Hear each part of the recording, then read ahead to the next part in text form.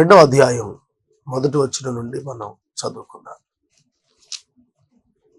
రాజైన హేరోదు దినములయందు యూదయ దేశపు బెత్లెహేములో యేసు పుట్టిన పిమ్మట ఇదిగో తూర్పు దేశపు జ్ఞానులు యెరూషలేమునకు వచ్చిరి. హేరోదు దినాలు, హేరోదు పరిపాలన చేస్తున్న దినాలు. హేరోదు చాలా క్రూరుడు, అతడు యుక్తిపరుడు. అతడు పరిపాలన చేస్తున్న దినాలని యూదయ దేశం అంతటా కూడా అతని యొక్క పరిపాలన ఘోరమైనటువంటిదిగా ఉండింది. రోమన్ ప్రభుత్వం వీరికి ఆధిపత్యం వహించారు. కప్పం కట్టేవారుగా ఇజ్రాయేల్ వారు ఉన్నారు. అలాంటి పరిస్థితుల మధ్యలో యేసుక్రీస్తు ప్రభువారు బెత్లెహేములో జన్మించారు. ఆ కాలంలో తూర్పు దేశం నుండి జ్ఞానులు వచ్చినట్లుగా రాసింది. ఎవరు ఈ తూర్పు దేశపు జ్ఞానులు? ఎందుకు అంత దూరం నుంచి వచ్చారు? వారు ఏ విధంగా వచ్చారు? వారికి యేసు పుట్టారనే సంకేతం ఎలా వెళ్ళింది అనేది మనం చూసినప్పుడు, ఆయన నక్షత్రం చూచి మేము పూజించడానికి వచ్చాం అని చెప్పారు.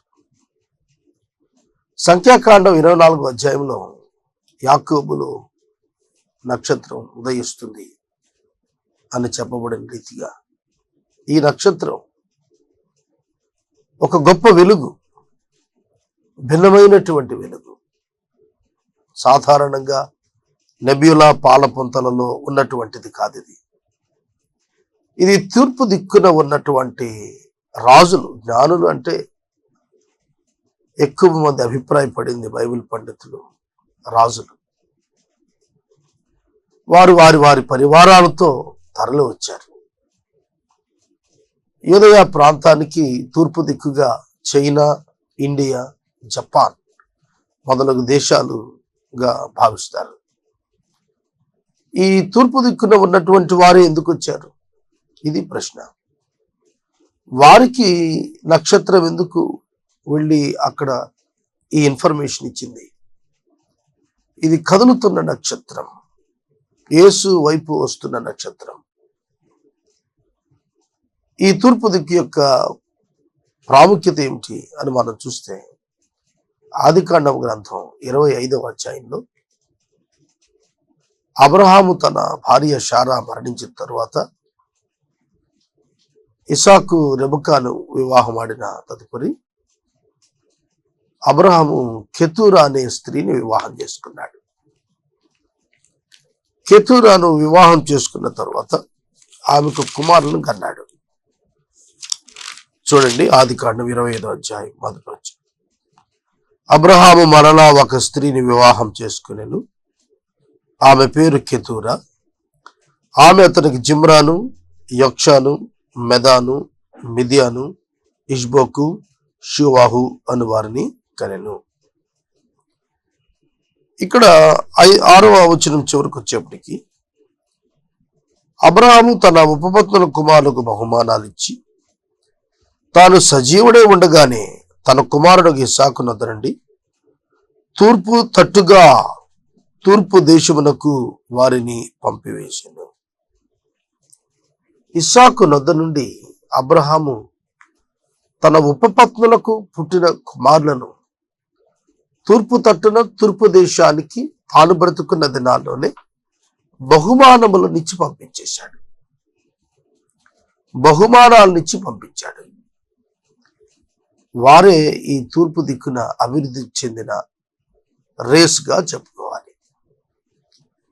కనుక తూర్పు దిక్కుకు వెళ్ళిన అబ్రహాము సంతానం మరలా అబ్రహాము యొక్క సంతానము నుండి వచ్చిన యేసుక్రీస్తు ప్రభువారి జననం వారికి తెలియబరచబడినప్పుడు వారు ఆ నక్షత్రపు వెలుగును చూచి దానిని వెంబడించి, రాజుగా పుట్టేవాడు రాజసౌధంలో ఉంటాడు అనే భావంతో హేరోదు యొక్క రాజసౌధానికి ఆ జ్ఞానులు వచ్చారు. వచ్చి వారు అడుగుతున్న మాట, యూదుల రాజుగా పుట్టినవాడు ఎక్కడ ఉన్నాడు? చూడండి, వీరు జ్ఞానులు, వచ్చిన వారు జ్ఞానులు. వారు మాట్లాడుతున్న మాటలు ఏవో పుట్టించే మాటలు, ఎవరో చెప్పించినవో కాదు, వారి యొక్క అంతరంగంలో నుంచి వస్తున్న మాట. యూదుల రాజుగా పుట్టినవాడు ఎక్కడ ఉన్నాడు? తూర్పు దిక్కున ఆయన నక్షత్రం చూచి మేము వచ్చాం. దేనికి వచ్చారట? ఆయనను పూజింపవచ్చితిమి, ఆయనను పూజింపవచ్చితిమి. చూడండి, పూజించుట ఆరాధన అని అర్థం. ఆరాధనకు పాత్రుడు దేవుడు ఒక్కడే. తూర్పు దిక్కున నక్షత్రం ఉదయించటం, ఆ నక్షత్రాన్ని బట్టి వారు రావటం, వారి అంతరంగాలు అప్పటికే ఒక భావన ఉంది. అదేమిటంటే, నరావతారిగా దేవుడు ఈ లోకాన్ని దర్శించాడని. పాత నిబంధన లేఖనాలు దీన్ని సాక్షాత్తు ధృవీకరిస్తున్నాయి. కనుక మేము పూజింపవచ్చితిమి అనగా, అక్కడ హేరోదును అతని పరివారము వారంతా కూడా ఏం చేస్తున్నారట? కలవరపడ్డారట. హేరోదు రాజు ఈ సంగతి విన్నప్పుడు అతడును అతడితో కూడా యెరూషలేము వారందరూ కలవరపడని. ఎందుకు కలవరపడటం? హేరోదు ఇంట ఏ జననం జరగలేదు అప్పుడు, ఆ కాలంలో. యూదులకు రాజుగా పుట్టినవాడు అనే పదం విన్నప్పుడు ఇశ్రాయేలీయులు సంతోషపడాలి. ఎందుకంటే వారు ఎదురు చూస్తున్న మెస్సియా వచ్చాడు అనేది సంతోషపడాలి. తూర్పు దిక్కు నుండి జ్ఞానులు వచ్చారు, నక్షత్రాలు చూచామంటున్నారు, లేఖనాలు నెరవేరాయి కాబట్టి వారు సంతోషపడాలి. కానీ వారు కలవరపడిరి అని రాసింది. దేవుని యందు విశ్వాసం ఉంచిన వారికి ఆనందం, ప్రభువునందు విశ్వాసం ఉంచిన వారికి కలవరం. హేరోదు కలవరానికి కారణం రాజ్యకాంక్ష. తన సింహాసనాన్ని ఆక్రమించబోయేవాడు పుట్టాడు అనే భావంతో అతడు కలవరం చెందాడు. కాబట్టి రాజు ప్రధాన యాజకులను, ప్రజలలో ఉండే శాస్త్రులను అందరినీ సమకూర్చి క్రీస్తు ఎక్కడ పుట్టినని వారిని అడిగాను. అందుకు వారు యూదయ బెత్లెహేములోనే. ఎలయనగా, యూదయ దేశపు బెత్లెహేమా, నీవు యూదా ప్రధానులలో ఎంత మాత్రమును అల్పమైన దానము కావు. ఇశ్రాయేలును నా ప్రజలను పాలించు అధిపతి నీలో నుండి వచ్చును అని ప్రవక్త ద్వారా వ్రాయబడి ఉన్నది అని. మీకా గ్రంథం 5వ అధ్యాయం 2వ వచనంలో ఇది రాయబడింది. ఇశ్రాయేలును ఎలబోవాడు నీలో నుండి వచ్చును. యూదయ బెత్లెహేము చాలా కుగ్రామం. బెత్లెహేము చాలా చిన్ని గ్రామం. ఈ బెత్లెహేము యెరూషలేమునకు 6 మైళ్ళు దక్షిణ భాగంలో ఉంది. 10 కిలోమీటర్ల దక్షిణ భాగంలో ఉంది. చాలా సమీపం. అటువంటప్పుడు హేరోదు రాజుకు సమాచారం తెప్పించుకోవటానికి ఎంత టైం పడుతుంది? కానీ అతనికి ఆసక్తి లేదు. అతడు గర్వంతో నిండి ఉన్నాడు. తూర్పు దేశం నుంచి 1000 కిలోమీటర్లు 1000 మైళ్ళ నుంచి వారు జ్ఞానులు ఆశతో వస్తే హేరోదు అతి సమీపంగా ఉండి కూడా ప్రభువును దర్శించడానికి వెళ్ళలేకపోయాడు. అతని అంతరంగం చెడిపోయినదిగా ఉంది. అతడు కుట్రతో, కుయుక్తితో మాట్లాడుతున్న మాటలు. అంతటా హేరోదు ఆ జ్ఞానులను రహస్యముగా పిలిపించి ఆ నక్షత్రం కనబడిన కాలం వారి చేత పరిష్కారంగా తెలుసుకొని, మీరు వెళ్ళి ఆ శిశువు విషయమై జాగ్రత్తగా విచారించి తెలుసుకొనగానే నేనును వచ్చి ఆయనను పూజించినట్లు నాకు వర్తమానం తిన్నని చెప్పి వారిని బెత్లెహేమునకు పంపాను. బెత్లెహేమునకు వెళ్ళండి, బెత్లెహేములో పుట్టుండొచ్చు. లేఖనాల ప్రకారం బెత్లెహేములోనే జన్మిస్తాడని మా శాస్త్రులు పెద్దలు చెబుతున్నారు, పండితులు చెబుతున్నారు. బెత్లెహేం చాలా నియర్ బై ప్లేస్. మీరు అక్కడికి వెళ్ళండి, మీరు జాగ్రత్తగా పరిశీలించండి, తెలుసుకోండి, తెలుసుకుని నాకు వచ్చి ఆ సమాచారం చెప్పండి. కుట్రతో కుయుక్తితో ఆ బిడ్డను చంపాలని ఉద్దేశంతో అతడు ఈ విధంగా ప్రవర్తించాడు. వారు రాజు మాట విని బయలుదేరిపోవచ్చుండగా, ఇదిగో తూర్పు దేశంలో వారు చూచిన నక్షత్రం ఆ శిశువు ఉండిన చోటికి మీదుగా వచ్చి నిలిచినంత వరకు వారికి ముందుగా నడిచెను. ఈ నక్షత్రం చాలా అద్భుతమైనటువంటిది. నాన్ వెర్బల్ కమ్యూనికేషన్, శబ్దం చేయటలేదు, నక్షత్రం కదులుతోంది. ఇది విశ్వాసికి చక్కటి పోలిక. విశ్వాసి క్రీస్తు వైపు కదులుతున్నటువంటి వెలుగు. మీరు ఈ లోకానికి వెలుగై ఉన్నారు, మీరు ఈ లోకానికి ఉప్పై ఉన్నారని ప్రభు సెలవిచ్చారు. మిమ్మల్ని చూచిన వారు మీ కదలికలు క్రీస్తు వైపు ఉండగా క్రీస్తు నందుకు ఆకర్షించబడాలి. మిగిలిన నక్షత్రాలకు ఈ నక్షత్రం భిన్నమైనటువంటిది. లోకంలో ఉన్న అన్యులకు విశ్వాసిగా నీకు ఎంతో భిన్నత్వం ఉంది. ఆ భిన్నత్వం లోకంలో కనపరచగలగాలి. నీవు క్రీస్తు వైపు ఎప్పుడైతే కదులుతుంటావో, వాక్యమునకు అనుకూలంగా జరుగుతావో, ఆయన వైపు నడిపించబడతావో, ప్రజలు ఆటోమేటిక్గా నిన్ను బట్టి ఆయన వైపు వస్తారు. దానియేలు గ్రంథం 12వ అధ్యాయం 3-4 వచనాల్లో, ఎందరూ అనేకులను నీతిమంతులుగా నీతి మార్గం వైపు తిప్పుతారో వారు ఆకాశ మండలములందరి నక్షత్రములను పోలి జ్యోతులను పోలి ప్రకాశిస్తారన్నాడు. విశ్వాసి తాను ప్రభువు వైపు అనేకులను ఆకర్షించేవాడు ఉండాలి. విశ్వాసి ప్రభువు యొక్క జన్మస్థలంపై ఆ యొక్క ప్రభువు ఉన్న చోట ఆ నక్షత్రం నిలిచిన రీతిగా విశ్వాసి యొక్క సమస్తం ఆయనపై నిలిచి ఉండాలి. అంతేకాదు, ఆ నక్షత్రం ఏ విధంగా అయితే ముందుగా నడిచిందో అనేకులకు మార్గదర్శకులుగా విశ్వాసులు ఉండాలి. ఇది మనం నక్షత్రం నుంచి నేర్చుకోదగిన పాఠం. వారు ఆ నక్షత్రాన్ని చూచి అత్యానంద భరితులై ఇంటిలోనికి వచ్చారు. అది సృష్టిలో సృష్టించబడిన నక్షత్రం కాదు, విత్ ఏ పర్పస్, ఒక గొప్ప ఉద్దేశంతో వచ్చినటువంటిది. అలాగే దాని పని ముగించుకున్నాక అది అంతర్ధానం అయిపోయింది. దాని ఫోకస్ ప్రజలను ప్రభు దగ్గరికి చేర్చడమే. తర్వాత తన ఉనికి ఏమిటనే దాంతో దానికి నిమిత్తం లేదు. విశ్వాస జీవితం కూడా అంతే. ప్రభు యొద్దకు అనేకులు చేర్చడమే తప్ప తన యొక్క ఉనికి ఎన్నడూ గమనార్హం కాదు అనేది విశ్వాసి మనసులో ఉండాలి. ప్రభు నుండి వచ్చినది ప్రభు యొద్దకు వెళ్ళినది, కార్యార్థమై వచ్చింది, కార్యాన్ని సంపూర్ణం చేసుకుని వెళ్ళింది. ఆ విధానంలో విశ్వాసి కూడా జీవించాలి. ఆ నక్షత్రం చూచినప్పుడు అత్యానంద భరితులయ్యారు. విశ్వాసి యొక్క జీవితాన్ని చూచినప్పుడు ప్రజలు అత్యానంద భరితులు కావాలి. చూస్తున్నవారు, విశ్వాసులను గమనిస్తున్నవారు విశ్వాసుల యొక్క ప్రవర్తనకు అడ్మైర్ కావాలి.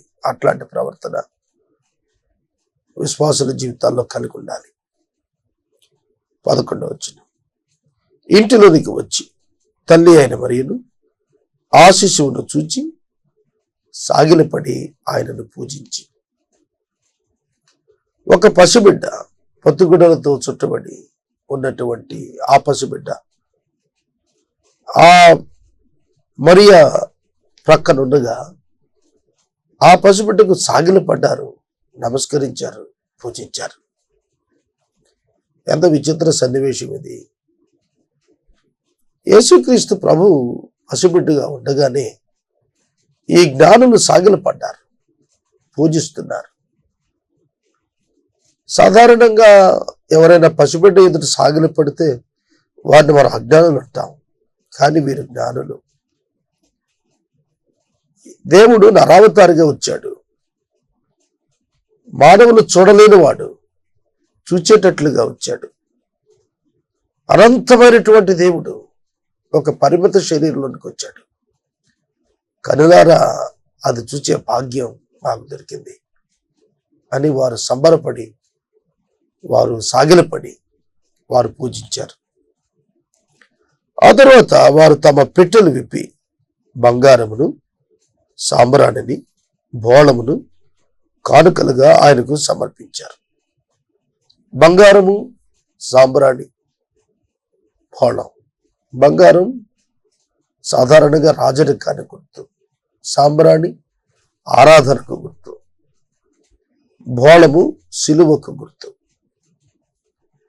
కనుక రక్షకుడు పుట్టింది, రక్షకుడు మానవ పాప పరిహారార్థం దేవుడు పంపించినటువంటి దేవుని గొర్రెపిల్ల. కనుక ఆయన ఒక పక్షంగా రాజు, మరి ఒక పక్షంగా ఆరాధన అందుకునేటువంటి యోగ్యుడు, మరి ఒక పక్షంగా తన సొంత ప్రాణాన్ని తన ప్రజల కొరకు పెట్టేటువంటి వాడు అనే భావం వచ్చేట్టుగా ఆ 3 అర్పణలు వారు సమర్పించారు. బెత్లెహేము నుండి ఐగుప్తుకు తీసుకుపోబడిన తరువాత ఇంచుమించు 2 సంవత్సరాలు వారు అక్కడ ఉన్నారు. యేసు ప్రభు తల్లి మరియా, యోసేపు మరియు ప్రభు ఈ 3 ఏళ్ల పోషణకు అవసరమైనటువంటి వనరులుగా ఈజీ బార్టర్ సిస్టమ్, సులువుగా క్యాష్ చేసుకునే వీలుండేట్లుగా బంగారము, బోళము, సాంబ్రాణి, ఇవి సుగంధ ద్రవ్యాలు, వీటిని ప్రభు వారికి వారు సమర్పించారు. తరువాత హేరోదు వద్దకు వెళ్ళవద్దని స్వప్నమందు దేవుని చేత బోధింపబడిన వారై వారు మరి యొక్క మార్గమున తమ దేశమునకు వెళ్ళిరి. స్వప్నమందు మరలా దేవుడు వారికి బోధిస్తున్నాడు. వీరు సంతోషంగా మరలా వెనక్కి వెళ్ళి హేరోదుకు చెప్పి అతడు కూడా వచ్చి ఆరాధిస్తే ఎంతో మేలు జరుగుతుందని భావించే అవకాశం ఉంది. హృదయాంతరంగాలు ఎరిగిన దేవుడు, హేరోదు యొక్క హృదయం ఎరిగినటువంటి దేవుడు ఆ జ్ఞానులను వేరొక మార్గమున తమ దేశాలకు వెళ్ళాలని తెలియజేశారు. ఎప్పుడైతే జ్ఞానులు బెత్లెహేము నుంచి వెనుతిరిగి వేరొక మార్గాన వెళ్ళిపోయారు, హేరోదుకు అర్థమైంది, నేను మోసగించబడ్డాను, యూదుల రాజుగా పుట్టినవాడు పుట్టడం వాస్తవం అనేటువంటిది తెలిసి తన సింహాసనానికి ఏదైనా సమస్య తలెత్తుతుందేమో అనే ఉద్దేశంతో 2 సంవత్సరాల లోపట ఉన్న పిల్లలందరినీ కూడా చంపటానికి ఆజ్ఞ ఇచ్చాడు. 13వ వచనం. వారు వెళ్ళిన తర్వాత ఇదిగో ప్రభుదూత స్వప్నమందు యోసేపునకు ప్రత్యక్షమై హేరోదు ఆ శిశువును సంహరింపవలనని ఆయనను వెదకబోవుచున్నాడు. వెదుకుచున్నాడు కాదు, వెదకబోవుచున్నాడు. హృదయాంతరంగాలు ఎరిగిన దేవుడు. హేరోదు ఏం చేస్తాడు, ఏం చేయబోతున్నాడు ఎరిగిన దేవుడు. ఈ రాత్రి కాలం ఇంత గొప్ప దేవుడిని మనం కలిగి ఉన్నాం. ఆలోచన నీ హృదయానికి రాకముందే నీవేం చేస్తావో సర్వజ్ఞానమున ఎరిగినటువంటి దేవుడు. సోదరుడా, సోదరి, ఇట్టి దేవుణ్ణి నీవు కలిగి ఉన్నావా? హేరోదు శిశువును సంహరింపాలని ఆయన వెదకబోచున్నాడు కనుక నీవు లేచి శిశువును ఆయన తల్లిని వెంటబెట్టుకుని ఐగుప్తునకు పారిపోయి నేను నీతో తెలియ చెప్పు వరకు అక్కడనే ఉండమని అతనితో చెప్పాను. అప్పుడు అతడు లేచి రాత్రి వేళ శిశువును తల్లిని తోడుకుని ఐగుప్తునకు వెళ్ళి ఐగుప్తు నుండి నా కుమారుని పిలిచి తిని అని ప్రవక్త ద్వారా ప్రభువు సెలవిచ్చిన మాట నెరవేర్చబడినట్లు హేరోదు మరణం వరకు అక్కడ ఉండెను. హేరోదు జీవించినంత కాలము అతడు వెతుకుతూనే ఉన్నాడు, ప్రభు ఎక్కడున్నాడా అని. యోసేపు ఒక సంరక్షకుడిగా అనుగ్రహించబడ్డాడు. హేరోదు యొక్క హృదయం ఎరిగినటువంటి దేవుడు యోసేపుతో దర్శనంలో మాట్లాడి ఐగుప్తుకు తీసుకువెళ్ళమని తెలియజేశారు. ఆలస్యం చేయకుండా యోసేపు అదే రాత్రి ప్రభువును మరియను, తల్లి మరియను తీసుకుని ఐగుప్తుకు వెళ్ళిపోయాడు. ఈ వృత్తాంతం అంతట్లో మీరు గమనించినట్లయితే ఒక అద్భుతమైనటువంటి విషయం ఏమిటంటే, God's presence and God's hand, దేవుని యొక్క చేయి ఇందులో మనకు కనిపిస్తుంది. దేవుడు స్వయంగా కలుగు చేసుకుని ఆయన తన కుమారుని యొక్క సంరక్షణ, అందులోనూ లేఖనం యొక్క నెరవేర్పు, ఐగుప్తు నుంచి నా కుమారుని పిలిచితిని అనే లేఖన నెరవేర్పు అందులో వచ్చేట్లుగా శ్రద్ధ తీసుకున్నారు. కనుక యోసేపుకు మరలా తెలియచేయబడే వరకు ఐగుప్తులోనే ఉండమన్నాడు. ఎంతకాలమో తెలియదు. ఎక్కడ బయలుదేరారండి వారు నజరేతులో బయలుదేరారు జనాభా లెక్కల కొరకు. యోసేపు యొక్క జన్మస్థలం యూదయ ప్రాంతంలో బెత్లెహేము కాబట్టి అక్కడ తనకు ప్రదానం చేయబడిన మరియను జనసంఖ్య నమోదులో భాగంగా వారు బయలుదేరారు. ఆ తర్వాత మళ్ళా వారు నజరేతుకు వచ్చేటప్పటికి మోర్ దాన్ 2 ఇయర్స్ పట్టింది. చూడండి, కొన్ని పర్యాయాలు మనకు అర్థం కాదు. ఇంటిలో నుండి బయటికి వెళ్ళి మళ్ళా మనం అనుకున్న సమయానికి వచ్చేస్తాం అనుకుంటాం. యోసేపు కూడా అలా అనుకుని ఉంటాడు. నజరేతు నుండి బెత్లెహేముకి వెళ్తున్నాం, మళ్ళా బెత్లెహేము నుంచి నజరేతుకు వచ్చేస్తాం.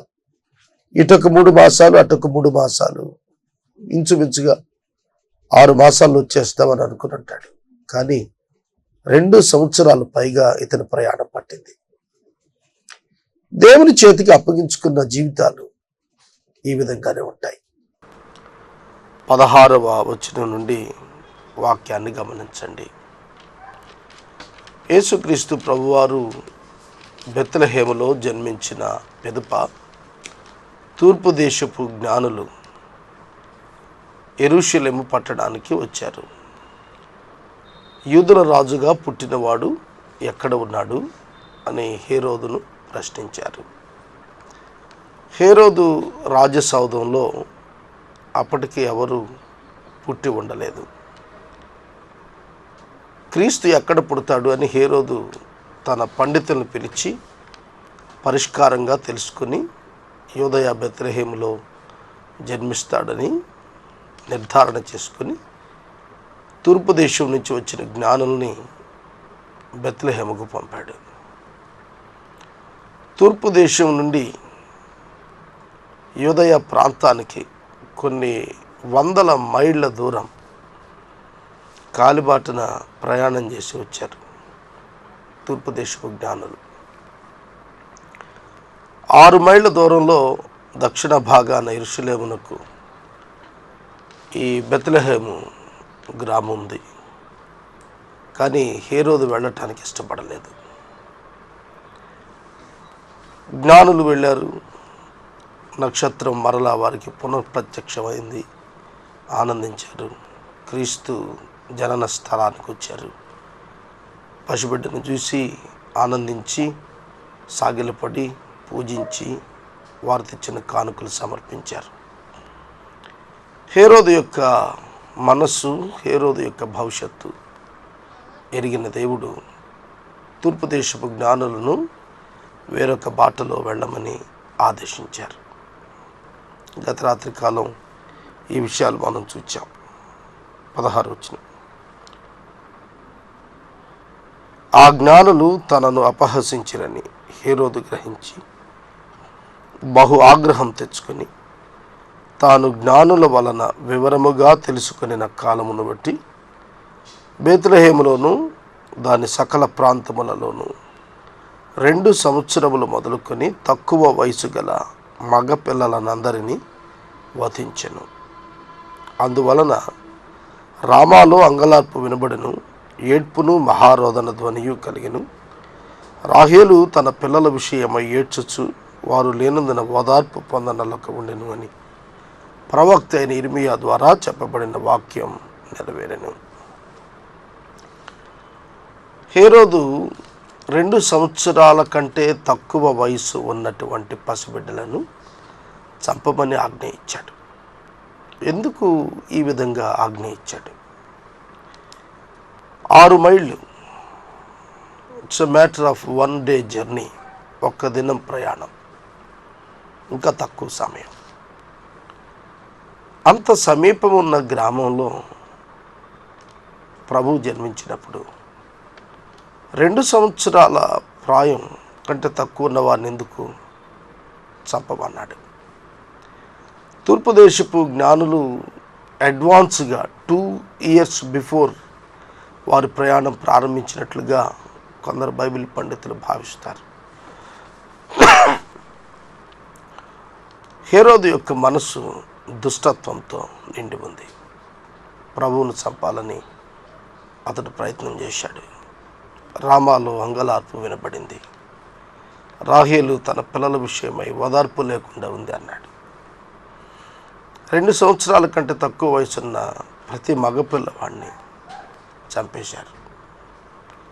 దారుణమైనటువంటి మరణకాండ. చాలా మంది పిల్లలను చంపారు. ప్రియమైన దేవుని బిడ్డలారా, ఇటువంటి ఘాతుకం చరిత్రలో మరెక్కడా ఉండకపోవచ్చు, ఉండదని నేను అనుకుంటున్నాను. ఇంతటి క్రూరత్వం కలిగినటువంటి వాడు హేరోదు. హేరోదు చనిపోయిన తర్వాత ఇదిగో ప్రభుదూత ఐగుప్తులో యోసేపునకు ప్రత్యక్షమై, నీవు లేచి శిశువును తల్లిని తోడుకొని ఇశ్రాయేలు దేశమునకు వెళ్ళము. శిశువు ప్రాణము తీయజూచుచుండిన వారు చనిపోయిరని చెప్పాను. అప్పుడు అతడు లేచి శిశువును తల్లిని తోడుకొని ఇశ్రాయేలు దేశమునకు వచ్చాను. అయితే అర్కలాయు తన తండ్రి అయిన హేరోదునకు ప్రతిగా యూదాదేశం ఏలుచున్నాడని విని అక్కడికి వెళ్ళవెరచి స్వప్నమందు దేవుని చేత బోధించబడిన వాడై గలిలయ ప్రాంతములకు వెళ్ళి నజరేతున ఊరికి వచ్చి అక్కడ కాపురము ఉండెను. ఆయన నజరేయుడు అనబడునని ప్రవక్తలు చెప్పిన మాట నెరవేరినట్లు ఇలాగూ జరిగెను. మత్తయి సువార్తికుడు పదే పదే ప్రవచనాలను ఉటంకిస్తూ వాటి నెరవేర్పు యేసుక్రీస్తు వారి జననంలో నెరవేరినట్లుగా తెలియపరుస్తూ వచ్చాడు. లోకమునకు రాబోతున్నటువంటి రక్షకుడు ఈయనే అని ఆనాటి ఇశ్రాయేలు జనాంగం తెలుసుకోవటం కొరకు వ్రాశాడు ఈ సువార్తను. 1వ అధ్యాయంలో వంశావళి, రాజుకు ప్రత్యేకమైనది వంశావళి. 2వ అధ్యాయంలో ఒక సూపర్ న్యాచురల్ ఇన్సిడెంట్, ఆకాశమున తార వెలవటం, ప్రభువును పూజించటం. Is extraordinary personality, ordinary one కాదు, ఈయన సామాన్యుడు కాదు అని చెప్పటానికి 2వ అధ్యాయం.